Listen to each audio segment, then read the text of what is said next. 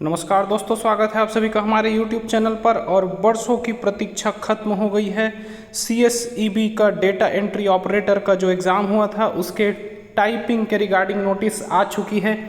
ये आप जैसे वेबसाइट में जाएंगे तो देख सकते हैं कि डाटा एंट्री ऑपरेटर वाले हिस्से में यहाँ जो नया नोटिस आया है 20/7/2022। तो ये वाला जो आप नोटिस है इसको आपको ओपन कर लेना है। तो जैसे आप इसको ओपन करते हैं तो सबसे पहले आप इसमें देखेंगे एक PDF खुलता है यहाँ पे,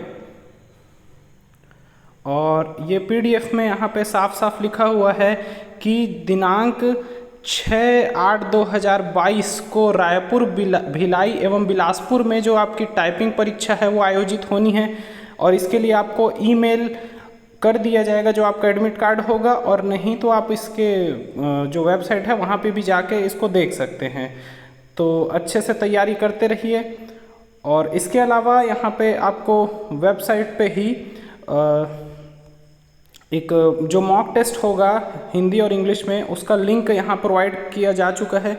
ये जो मॉक टेस्ट का लिंक है ये आप देख सकते हैं, हिंदी टाइपिंग मॉक टेस्ट और इंग्लिश टाइपिंग का जो लिंक है। तो इसी के हिसाब से आप हिंदी में 25 वर्ड पर हिंदी और इंग्लिश में 17 वर्ड पर मिनट की स्पीड कम से कम बनाए रखिए।